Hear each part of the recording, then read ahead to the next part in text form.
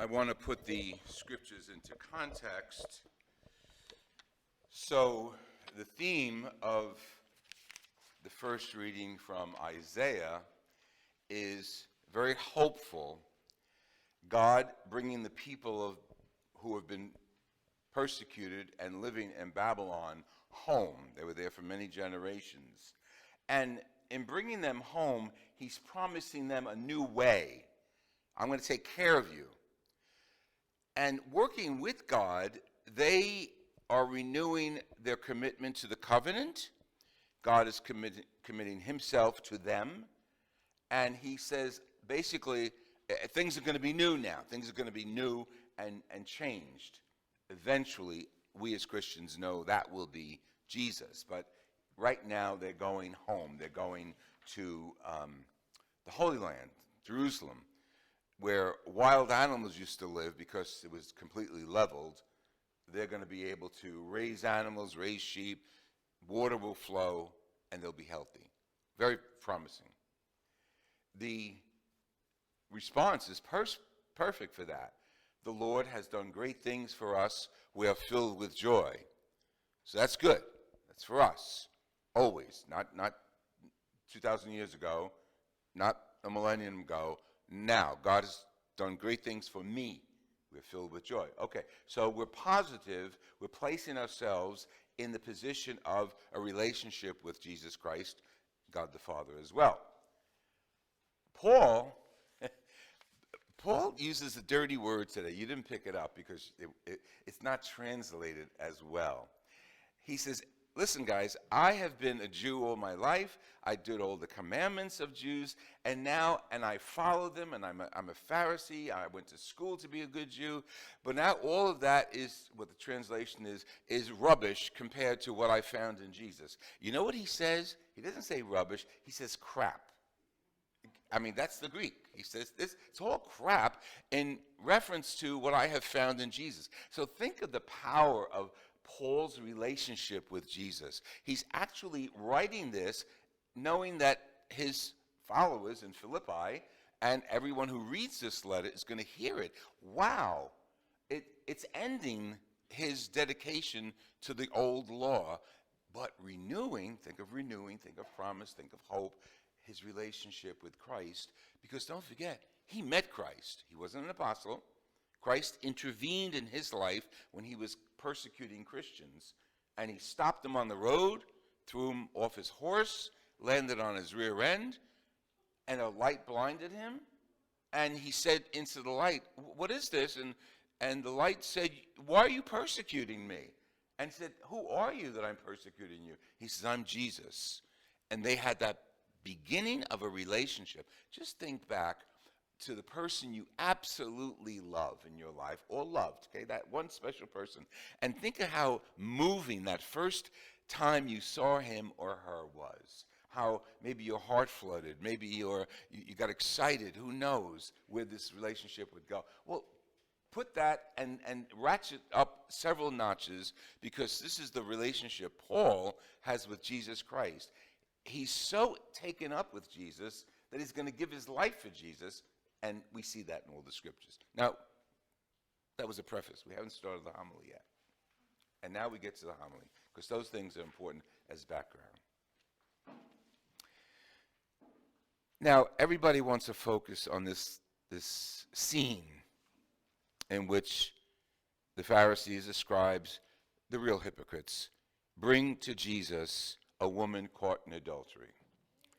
Now, for those of you who are too young to know, the word adultery means that a woman who is married or is having an affair with a guy who is married, or a guy's married and she's not. So she's doing something against marriage. Okay, that's the simplest way, if you're a kid or underage, to understand that. And now we get into the heart of it.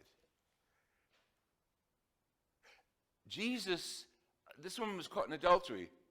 We got rocks here to throw at her. Let me tell you what happened a few years ago in Nigeria.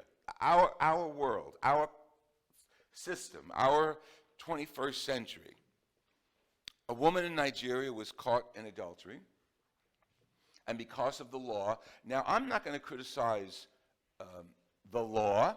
I'm not going to criticize the religion behind that law, especially in that country. I'm criticizing, and I want all of us to be aware of human behavior. I don't care if you're white, black, pink, red, chartreuse. I don't care if you're Catholic, Russian, Muslim, Jew. I don't care what. People are people. And how we handle people is what Jesus teaches us with respect. Okay. In Nigeria, a few years ago, a woman, and this made international headlines, but this happens a lot, a woman was caught in adultery. Now, first of all, you got to figure, it takes two to tango. The guy wasn't caught in adultery. She was caught in adultery. So we're talking about a very masculine society, a patriarchal society, in which guys' words work and women's words don't mean anything. How dangerous that is. So they bring this woman forward, and she's condemned. You know what her condemnation was going to be? You know what her punishment was going to be? This is only a few years ago, 2017, but it's happening even now. The woman was condemned to be buried up to her neck. And then the men of society had the permission and responsibility to stone her until she was dead. That's not the time of Jesus. That's 21st century. I interviewed sisters the other day who are part of what we call the Religious Teachers Filipini. It's a religious group of sisters that taught me when I was a child in Holy Rosary in Jersey City. And the nun I was talking to does missionary work. And when she talked about the need for the church and her religious orders especially to take care of the girls, specifically girls, then women, in certain countries, India, Bangladesh, Eritrea, it's such a responsibility, and they're so afraid what will happen to these girls because they have no rights. They're used as sex trafficking, and those of you who don't know what that means, ask mom and dad. And they're used for the pleasure of the male-dominated society. And they're so afraid dealing with these idiots, I'm sorry, I have to be judgmental here, that they could be in danger themselves. And they are often in danger. Because the girls that they work with have no rights. As a matter of fact, and this only happened the other day, a good example, this was an interview with a woman in Afghanistan. Her daughter's 6 years old. She sold her daughter for a few hours, literally to a dirty old man. I mean, that's not a joke. She sold her daughter. And the interview said, how could you do that? And she said, we have no food. It was either a kidney or my daughter for a few hours. This is now. This is not Jesus' time. And sex trafficking is dominating our world's immoral behavior. Even in our country, coming up from the south, our southern borders, women and girls, and here's a kicker, even little boys are being trafficked, stolen, sold to a group, and then shipped out to various cities throughout our country. And while that's happening, you figure, what are they going to do with little boys? They harvest them for body parts, their livers, their hearts, their organs. This is happening today in our country. So we look at this woman caught in adultery, and we see that a male-dominated society very self-righteously going to condemn her and expect Jesus to condemn her. He turns it on its head. It hasn't caught on yet how Jesus not only forgave her, but told them where to go. It hasn't caught on yet. In our society, the UN is in our shadow. It's right there, very close to us. There's more than one commission to the UN fighting for international justice, women's rights. But specifically, not only the right to vote or right to be head of a company, that's, of course, what it should be. They're fighting for survival of women who are poor, who are caught in compromising situations. And the irony is the men are never guilty. The men are making the rules.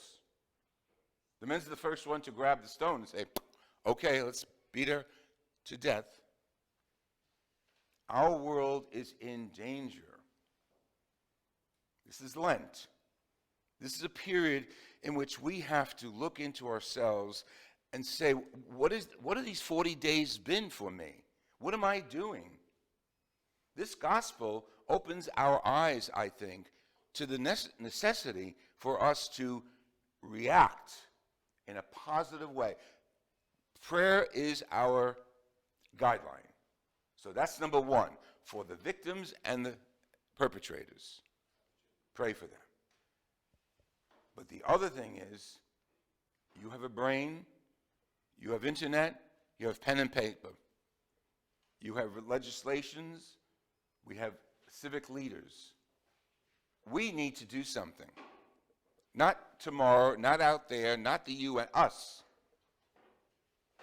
Individually, through social media, through any way we can, to fight for the rights, beyond belief, the rights that women do not have in certain cultures in our society, in our world.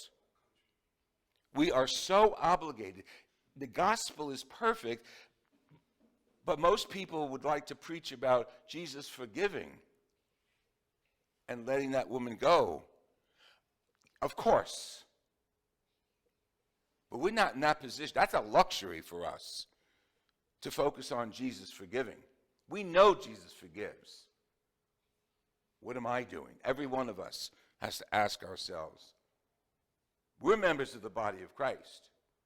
What am I doing for the injustices of the world? Even educating myself and my children would be a good step in the right direction. Just put that term into your Google search. You'll be overwhelmed of how so many parts of our world use women and boys for their own sexual, manipulative, and profitable satisfaction. It's perfect that it comes now on the brink of Holy Week, the most disgusting week in the Catholic calendar, when God's Son was spit upon, ripped apart, nailed to the cross. And we say he did that for us. Of course he did that for us, but so we would open our eyes. What he's doing today in the Holy Gospels, he's opening our eyes. Maybe when no one knows exactly what Jesus wrote when he went on the ground and scribbled with his finger. Some say maybe it was the sin of each person there. Who knows? But let's take that writing as a message to each of us individually to get off our rear ends and do something for the rights of women. Caught in adultery? Please. Please. What an irritation to our humanity. What an insult to our intelligence. She's guilty. She was caught in adultery. Are you kidding me? Adultery is not a one-way street. Someone else was with her. In this case, we don't know whether she was manipulated or sold, but she was certainly the victim. And our society has a lot to teach us about respect. And Jesus Christ has a lot to teach us, yet we still don't know it all. It hasn't clicked into our universal consciousness. How he represents God, the Creator, who looks at all of us as his children. And that woman in Nigeria, or those kids and women in Afghanistan, they're our brothers and sisters. They're our flesh and blood. I don't care what religion they follow. They were made by our God. And to the best of our ability, especially during the season of Lent, as we approach Holy Week, we have to think about and work on ameliorating the situation, raising the dignity of everyone here. And don't start out there. We have to start right here. We have to start in our own homes. We have to start with our own little boys and little girls. We have to start with our power of voting. We have to start with our access to internet and to social media. This is what God calls us to. Don't come to church and read a nice story about Jesus forgiving the little girl and go in his business. No, no, no, that's not the scriptures. The scriptures are living documents. This happened today. It didn't happen 2,000 years ago. It happened today. And Jesus is saying to every one of us, you want to throw the stone? Go right ahead. But look inside first. Look inside. And make sure you're not condemning someone of a sin that you've already committed, or any sin. Remember the story about the splinter and the beam in the eye? We all have beams in our eyes, and for us to say, oh, it's their fault, they're doing it wrong, they're sinners, blah, blah. Nah. Start here. Start with ourselves. This is the living Word of God. If this was in today's media, if it came on front page of New York Times, what would you say? Jesus lets the horror go, or Jesus confronts the evildoers who condemn that poor woman? Our church stands in the light of Jesus Christ's cross for justice, for equality, and for love. How are we going to put it into action today?